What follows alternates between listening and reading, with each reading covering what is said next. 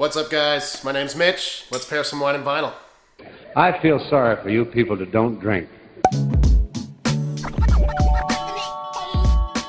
This series is all about pairing great wine with great music. And similar to when you're pairing wine with food, we're going to be looking at certain elements of a wine that pair really well with certain elements of a record.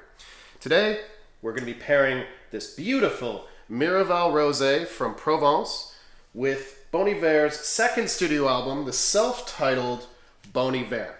Let's start with the tasting. For every episode in this series, I'm going to try and focus on wines that are both affordable and popular across the world.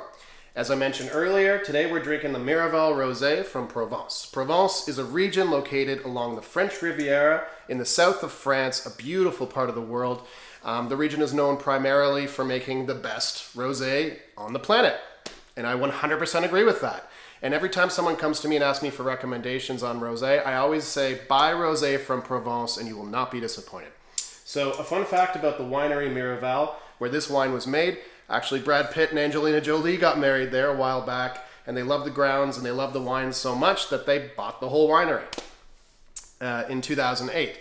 And Brad Pitt is still currently 50% owner of the winery. However, Angelina Jolie recently sold her share, her 50% share, to the Stoli Group, a massive booze conglomerate, and that did not make Brad Pitt too happy. I'll spare the details on the story, but if you want to read more about it, there's a link in the description below that you could check out all the details. So let's crack open this wine.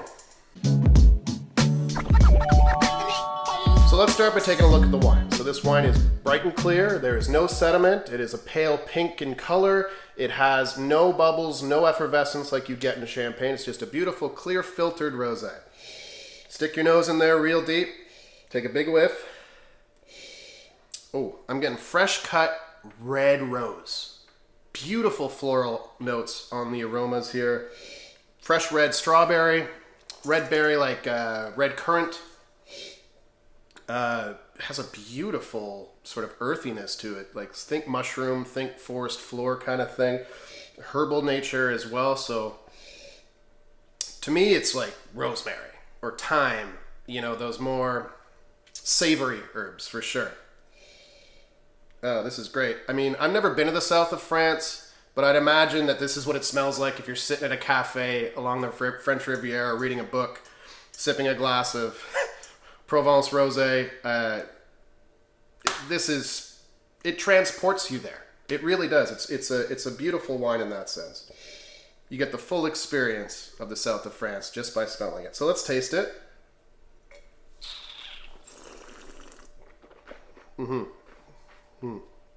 Okay, what I love about this is you're getting that, damn, that's so good. You're getting that fresh strawberry, but you're also getting this sweet sour thing. So you're getting this lemon citrus, this medium to high acidity from that lemon flavor. And it's really fresh lemon, really fresh red berry. And it just creates this fantastic combination of flavors. You're still getting that forest floor. You're still getting that mushroom, that thyme, that rosemary, that herbal nature as well. But really what's shining here is the fruit. And it's that awesome sweet sour balance between the berries and the citrus. This is fantastic. And like when you're smelling the wine, just drinking it, again, it just feels like, if you close your eyes, it just feels like you are in the French Riviera, in Provence, getting the full experience. This is fantastic.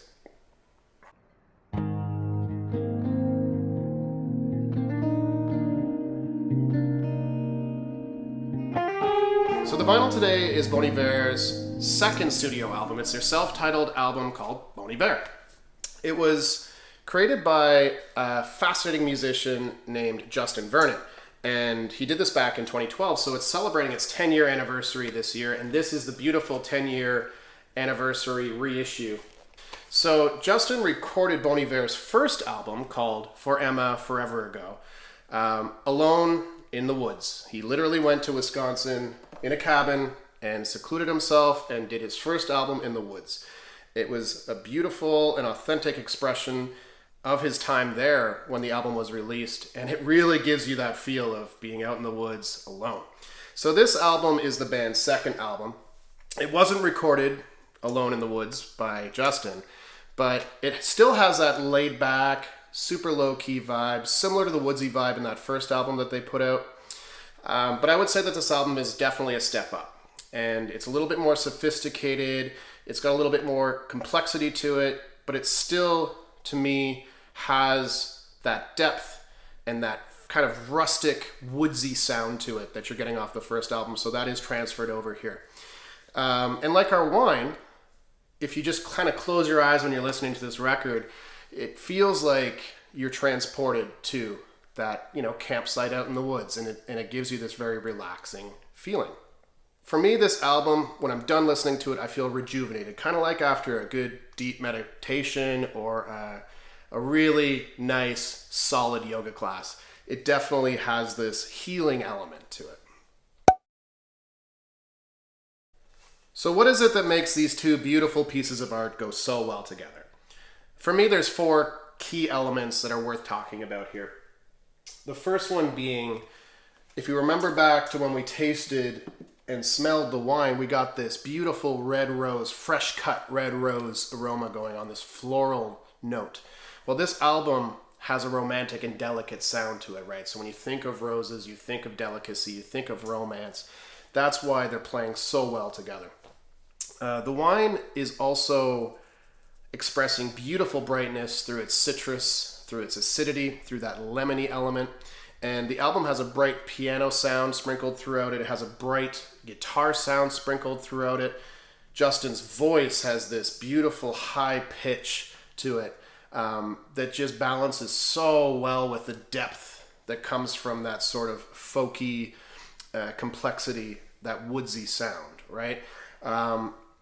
The third thing for me is we had those fresh berry aromas. And if there's one thing that a big bundle of fresh fruit that's raw and tasty does for your body, if there's one thing that it does really well, is it heals your body and it heals your mind. Well, I mentioned earlier that this record actually kind of does that for me too. It gives me this sort of feeling of rejuvenation. Finally, we have to talk about that earthy authenticity of both the wine and the vinyl, right? With the wine, we have earthy forest floor, we have herbal elements, right? That thyme, that herb garden, rosemary, again with that salty ocean, that salinity, that coastline minerality, if you will. It's very, very transportational. It takes you to where it was made, and that to me is something special. And for me, the record does the same thing, right? So again, putting off these woodsy vibes, it feels like if you close your eyes and listen to this album, you're sitting out there in the forest on a lawn chair, in a tent, going for a hike, smelling the smells and feeling the feeling of being out there and feeling that purity of nature. So that's why these both go so well together.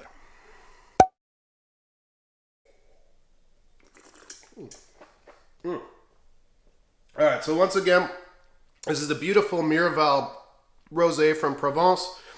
Drink more Rosé from Provence. It's fantastic. I swear by it. It's really beautiful. This is Bon Iver's second studio album called Bon Iver. Go ahead and get a copy of this 10-year anniversary edition. If you're a collector, it needs to be in your collection. It's just really something special. Go ahead and follow me on Instagram at DrinkWineSpinVinyl. That way you could kind of stay up to date on all things wine and vinyl. I've added links below if you want to learn more about the wine and the vinyl feature today. I'll also provide a link to that Brad and Angelina story if you're interested.